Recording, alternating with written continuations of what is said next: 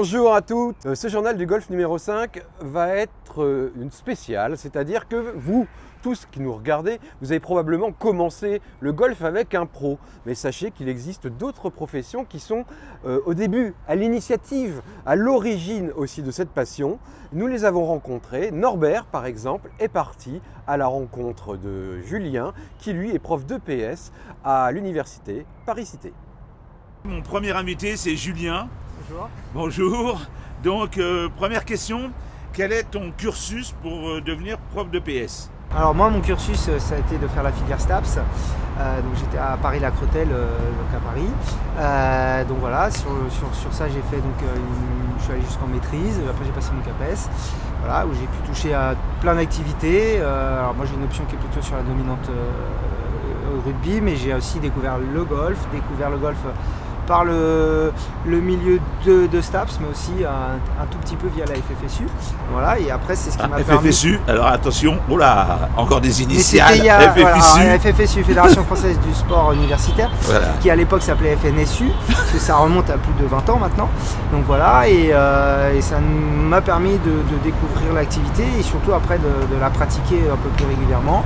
Et après d'essayer de l'enseigner pour essayer de transmettre un petit peu cette petite passion de la balle blanche. Ok. Voilà. Et tu as beaucoup d'universitaires qui viennent dans tes cours. Alors, et tu les as pendant combien de temps? Alors, le cursus va se découper en deux parties. Donc il y a ceux qui viennent pour une note, ce qu'on appelle les unités d'enseignement. Donc là, je vais les avoir, on va dire, un semestre, 5-6 mois. Et après, j'ai ceux qui viennent pour du loisir, où je peux les avoir une année, voire plus, en fonction de s'ils ont besoin de continuer. On a aussi du personnel, donc là des adultes ou des membres de l'université qui viennent pratiquer. Voilà. Et après, nous ici, donc sur Carpentier, on peut monter jusqu'à 13-14. Après, au niveau de l'espace, je préfère pas prendre trop pour que tout le monde puisse avoir un petit peu de Et est-ce que tu les suis une fois qu'ils ont fini avec toi? Est-ce que tu sais s'ils continuent le golf ou s'ils arrêtent complètement? Alors, certains étudiants, j'ai pas forcément de nouvelles, mais via les mails, via les réseaux, ouais, on arrive un petit peu à se tenir au courant. Oui, il y en a pas mal après qui vont voler de leurs propres ailes et qui vont partir jouer soit sur Champigny parce qu'on a un autre moyen de pratiquer, ou alors carrément sur des golfs l'été ou pendant leurs vacances. Donc oui, il y en a qui continuent, qui découvrent, qui deviennent même assez passionné. Oui, quand même. Voilà. Donc ça a un apport quand même. C'est un apport, c'est un pied à l'étrier. Voilà. C'est un vrai pied à l'étrier. C'est aussi un moyen pour eux de découvrir une activité qui a quand même une représentation un peu de caste, un peu élitiste, un peu financière aussi. Et là, je ne vais pas dire qu'on casse les codes, mais le fait de les voir à l'université, ça leur permet déjà de pratiquer gratuitement, de se lancer, de voir que c'est un sport assez complet et qui leur permet après de s'épanouir soit sur un practice, soit carrément sur un parcours. Et puis c'est un sport qui se pratique de 5 ans jusqu'à 99 ans. Ouais, mais enfin tu les as pas à 5 ans, mais tu les as pas à 99 non plus. Voilà. Mais au moins ça leur a permis de découvrir l'activité, de se lancer, de casser aussi des représentations. Et puis pour certains m'ont même dit qu'ils en rêvent. Voilà, donc ça devient... Et ça fait combien de temps que tu fais ça? À l'université, je parle. À l'université, ça doit faire une dizaine d'années. Et une dizaine d'années, oui. Voilà. Et après, je l'avais fait aussi avec des scolaires, c'était un peu plus compliqué quand j'étais prof en collège, mais c'était un peu plus compliqué. Donc voilà. Bon, ok. Merci d'avoir répondu à nos premières questions sur la formation auprès des élèves et des étudiants, puisque c'est plus ton secteur d'activité. Voilà, moi c'est plutôt les étudiants. Bonne continuation. Merci. Et à bientôt. Merci. À bientôt sur un parcours. Oui, éventuellement. Merci beaucoup Norbert. Donc vous avez vu souvent Norbert dans cette émission, mais vous savez que nous sommes nombreux à Paris Golf 13, nombreux à vouloir transmettre également notre passion du golf. Et Bruno, justement, a rencontré Kevin, qui est animateur dans un centre médico-social dans le 13e arrondissement. Et vous voyez son approche qui est particulière et particulièrement belle. Bonjour Kevin, merci de te plier à ce petit interview qui va durer quelques minutes sur un question-réponse. Alors, je vais te laisser te présenter. Bonjour Bruno, moi je m'appelle Kevin Gacosso, je suis éducateur dans un établissement médico-social qui se situe à Paris 13e. Et on accueille des personnes en situation de handicap et nous notre établissement est spécialisé avec des personnes autistes. Tu peux nous donner en quelques secondes ton parcours qui a permis d'arriver sur le practice du golf Paris Golf 13? Alors moi, je suis éducateur donc, dans cet établissement depuis 5 ans. Et on cherchait à développer un partenariat avec des structures extérieures à l'établissement pour permettre d'inclure les personnes que nous on accueille dans notre établissement dans des milieux ouverts, sécurisés et pour leur permettre de découvrir d'autres activités, d'autres projets, d'autres personnes également, pour rencontrer des adultes, des adolescents, des enfants, interagir avec eux de façon... Aujourd'hui, ton petit groupe, c'est combien de personnes? Alors nous, tous les ans, on essaie de refaire au mois de septembre un projet. Et donc là, sur cette année, donc l'année 2020-2022, on fait profiter de l'activité golf au sein de notre structure à 4 usagers, accompagnés par 2 éducateurs ici dans les locaux de PG13. Donc ça fait 4-5 ans. Le retour, on va dire, un petit peu sur le ressenti des jeunes qui font une année d'initiation golf. Le retour est super, ils sont super motivés toutes les semaines, donc nous c'est le vendredi, ils attendent pratiquement toute la semaine pour venir rencontrer Norbert, prendre de ses nouvelles, qui nous accueille de façon chaleureuse à chaque fois, et puis retrouver l'environnement, leurs repères ici qu'ils ont su développer avec le temps, retrouver leur matériel, retrouver les personnes qu'ils rencontrent, et puis pratiquer les différents ateliers qu'on a mis en place tout au long de l'année pour prendre du plaisir et progresser. La moyenne d'âge de ton groupe, c'est quoi? Alors nous on accueille des adultes et ils ont entre 18 et 45 ans voilà, pour essayer de progresser. Sans être au niveau du système cardiovasculaire trop important, et donc ça permet pour des personnes qui ont des fragilités de pouvoir pratiquer une activité sportive à l'extérieur, en plein air, avec du matériel adapté, sans avoir une grosse dépense physique ou sans avoir à faire des grands trajets à pied ou en transport. Et donc avec surtout que le golf a l'avantage de pouvoir permettre de mettre à disposition beaucoup d'outils pédagogiques pour permettre de progresser avec l'atelier petit jeu putting où on est beaucoup plus sur faire rouler la balle. Ensuite les structures de PG13 nous permettent d'avoir aussi le petit jeu, donc tout ce qui va être approche du sandwich jusqu'au fer neuf, avec des distances qui sont adaptées aussi en fonction des capacités des personnes que nous accueillons. Et ensuite, pour ceux qui ont plus de vitesse, plus de capacité, plus d'endurance, on a le grand jeu avec le filet pour permettre justement qu'ils puissent un peu se lâcher, se relâcher et exploiter le maximum de leur capacité. D'accord, donc tu leur apportes toute la partie technique pour démarrer le golf. Est-ce que sur la partie, on va dire, mentale, est-ce que sur la partie réflexion, etc., est-ce que c'est important pour eux? Alors comme ce sont des personnes en situation de handicap autiste, ils ont besoin de beaucoup de repères. C'est-à-dire que voilà, un peu la routine, un peu comme exactement, la routine du golf. C'est exactement le même mot que nous on utilise dans notre travail. Ce sont les routines, des séquentiels en fait, pour qu'ils puissent de façon répétitive faire à peu près toujours la même chose sur une petite séquence où ils vont avoir des repères, où ça va les apaiser, où ils vont être structurés là-dedans. Et donc le golf a cet avantage de devoir évoluer par étapes et par séquence. Et donc ça correspond totalement aux problématiques des personnes en situation de handicap autiste. 4-5 personnes qui feront partie du nouveau groupe en 2023. Les mules, ceux qu'on a fait, on a fait profiter de l'atelier à 4-5 personnes depuis 3-4 ans. Et dès qu'ils reviennent au centre, ils en parlent à tous leurs copains du centre. Et tout le monde, exactement. Donc on est obligé pendant les vacances scolaires, quand le centre est fermé, quand PG13 est fermé, d'installer des ateliers golf dans la structure pour faire en profiter un maximum, pour qu'ils puissent comprendre et goûter aussi aux joies et au plaisir que leurs camarades ont quand ils reviennent de l'activité golf de PG13. Écoute, moi je suis très ravi de cette petite interview. J'espère que ça aura fait découvrir à tous nos membres YouTube qu'il n'y a pas que des pros, il n'y a pas que des amateurs. Et le golf est accessible à tout le monde et aux plus vulnérables comme à ceux qui ont le plus de capacité. Et c'est ça qui est appréciable dans cette activité, de faire découvrir, démocratiser au plus de personnes possible. Merci Kevin, et puis j'espère à très bientôt sur Practice. Merci Bruno. Au revoir.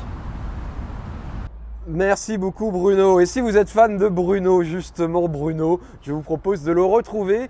Il a rencontré Davy. Davy vient de monter une école pour nos bambins, une école parisienne, une école qui s'appelle Golf Elite Jeunes. Il parle justement de la manière dont on enseigne le golf pour les jeunes. Bruno, c'est à toi. Bonjour David, nous voilà dans un cadre assez fabuleux. Est-ce que tu peux nous en dire un petit peu plus? Alors donc nous sommes au Mercure Coudray sur un practice au sein d'un hôtel, d'un parc de 12 hectares où on a la chance d'avoir 2 greens synthétiques, un très beau practice qui fait 170 mètres et on va dire qui est relativement calme. Est-ce que tu peux nous parler un peu de ton parcours golfique? Alors moi je viens du foot, j'ai toujours aimé l'entraîneur, en fait le rôle d'entraîneur, donc j'ai vraiment passé mes diplômes uniquement pour être entraîneur de golf, non pas joueur professionnel, j'ai pas commencé suffisamment tôt. Transmission des connaissances est quelque chose qui me parle vraiment, notamment pour les enfants. Depuis combien de temps tu es dans le golf?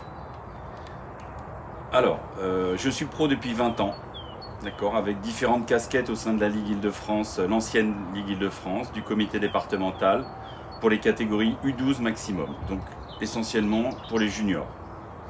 Alors j'ai ouï dire que tu avais de grandes idées dans le futur de créer, on va dire, un pôle élite ou un centre de formation pour des élites. Est-ce que tu peux nous en dire un petit peu plus?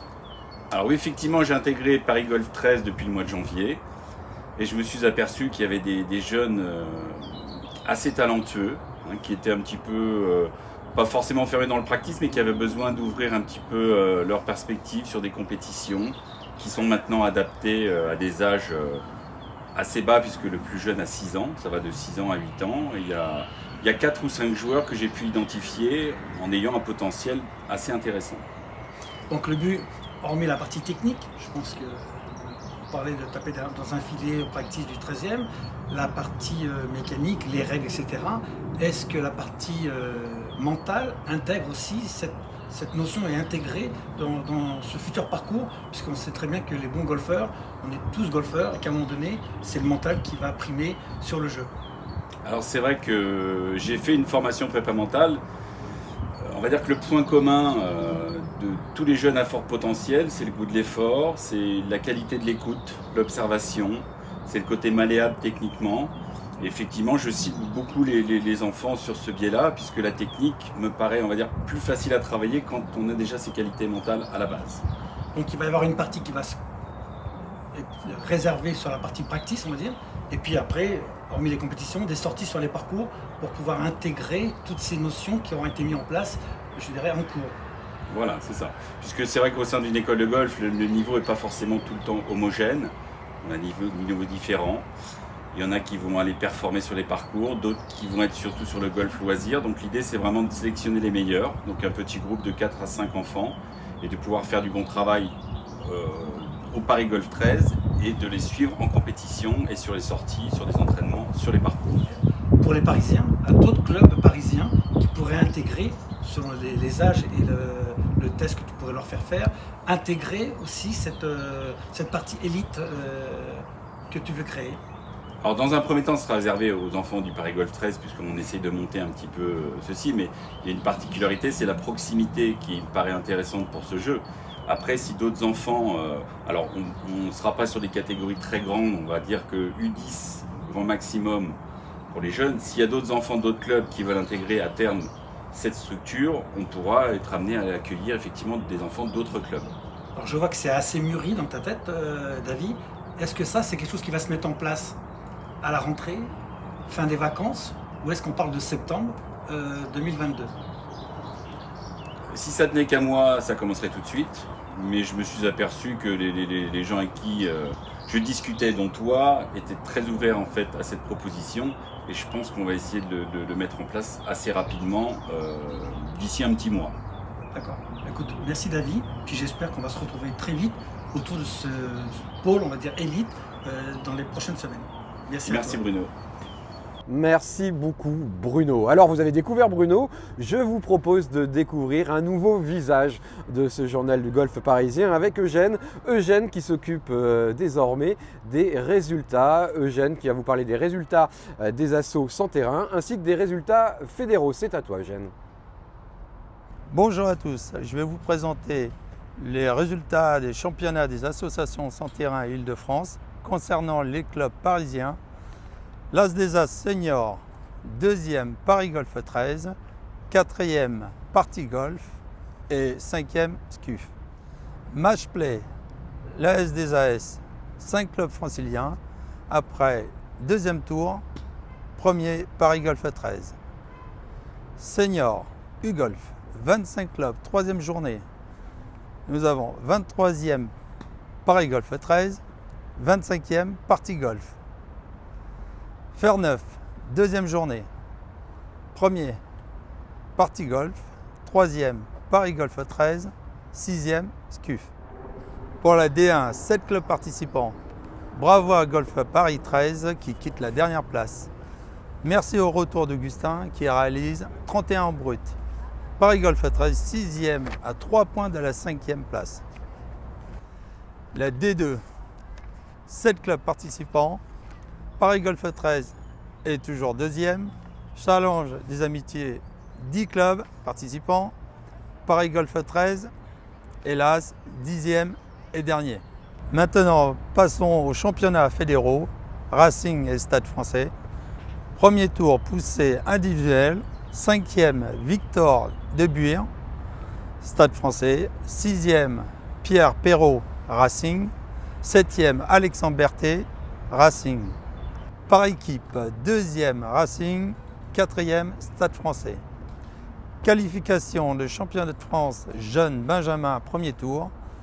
Première Gisèle Zao, Racing féminin. 3e Augustin Ferrando, Racing masculin. Qualification championnat de France jeune premier tour U12. 7e Léo Ying, Racing masculin. 9e Alban Gire, Stade Français masculin. Concernant les mid amateurs seniors et autres compétitions, résultats en juin. Merci et à bientôt. Au revoir. Merci beaucoup Eugène, ce journal du golf numéro 5 est maintenant terminé. Surtout, si vous avez aimé, likez, partagez cette vidéo, allez sur notre page Instagram, allez sur notre page Facebook pour faire vivre le golf à Paris et dans le Grand Paris. Je vous retrouve dans un mois sous ce beau soleil. D'ici là, bon swing.